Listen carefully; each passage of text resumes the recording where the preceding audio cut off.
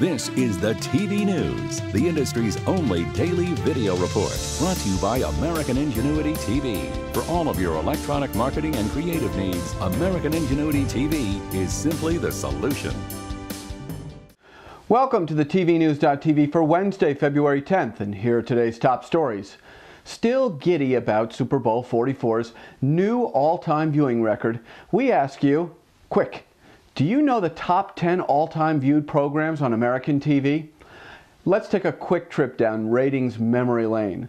Number 10 and number 9, 1976, Gone with the Wind TV premiere.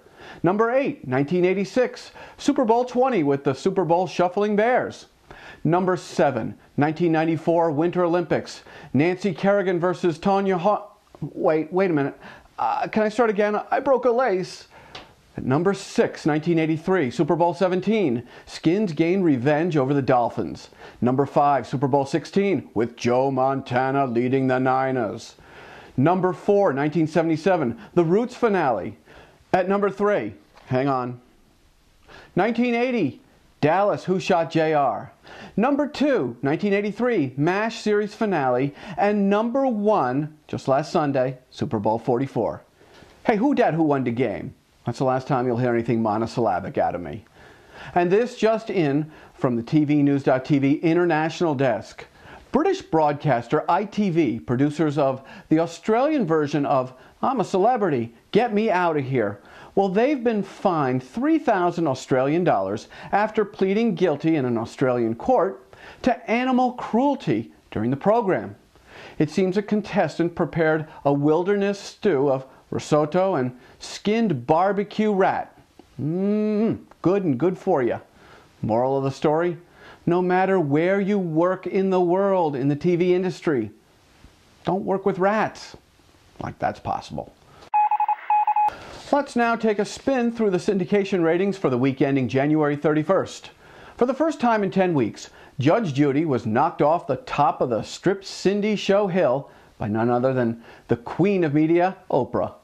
Other notable shifts in viewership: Springer climbed by 8%, Martha Stewart dipped by 14%. The Office had its best showing, punching in with a 3.2 rating. And entertainment industry shows, well, they got a decent lift, courtesy of the Brangelina separation rumor. For more details on syndication ratings, log on to broadcastingandcable.com.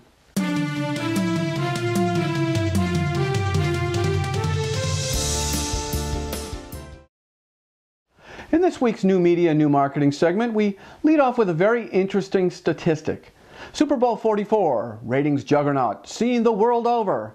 93% of the advertisers in the big game had Facebook pages, accessible by over 350 million the world over. But, according to this fresh report from Reprise Media, only 5% promoted their pages in their spots. We now welcome into the TVNews.TV studio via Skype Combridges.com's John Leland. John, tell us who leveraged and who kind of lost out on what appears to be a titanic opportunity. Well, thanks, Jeff. It's great to be here. Among the winners, I think you'd have to count Audi, who certainly in terms of the Trender report got the biggest Twitter biz out of their spot for that the Audi A3 TDI. The Green Police spot that I liked a lot. In fact, it's going to be, I'll put it up on my blog for everybody if they want to find it. But buzz is really one kind of response, and in a way, it's using new media to get a more traditional kind of response. The real response that people want in today's market, using the kind of multi-screen strategies that we've been talking about, is a real engagement between the advertiser and the customer. And I think from that point of view, you'd have to call Denny's one of the biggest losers.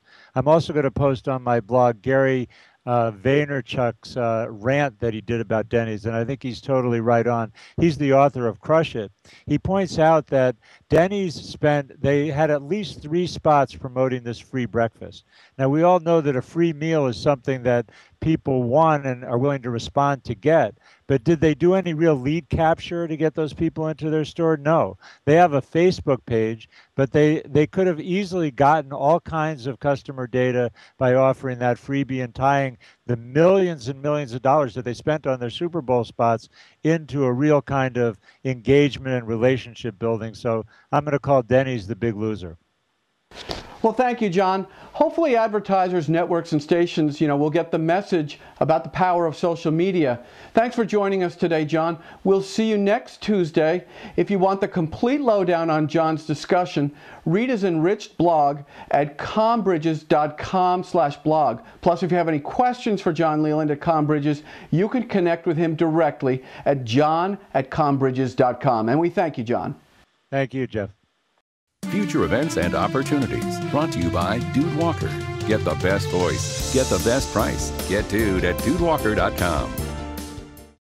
Circle Sunday, March 7th on your calendar. Yeah, there's a little event that night called the Academy Awards happening. But even better, we at the tvnews.tv, along with combridges.com, we're throwing an interactive Oscars party on both Facebook and Twitter. It's your chance to comment on the winners, the losers, the acceptance speeches, the best dressed, the worst dressed, the production itself, and even the commercials. Anything you want, anything goes. And I'm thinking it could become a full-fledged snark fest. It all happens Sunday, March 7th, beginning at 7 Eastern, 4 Pacific, and more details to follow in the very near future. If you're connected with TV or new media PR, listen up. The annual PR Measurement Conference will be held March 23rd at the National Press Club in Washington, D.C. For more information or to register, head on over to prnewsline.com/measure. And that's about it for today's edition of the TV News. We'll see you tomorrow with top news, and Susan Hibben will be right here with the Programming Pulse. I'm Jeff Grimshaw. Thanks for watching, and go out and make it a good day. The TV News has been brought to you by American Ingenuity TV.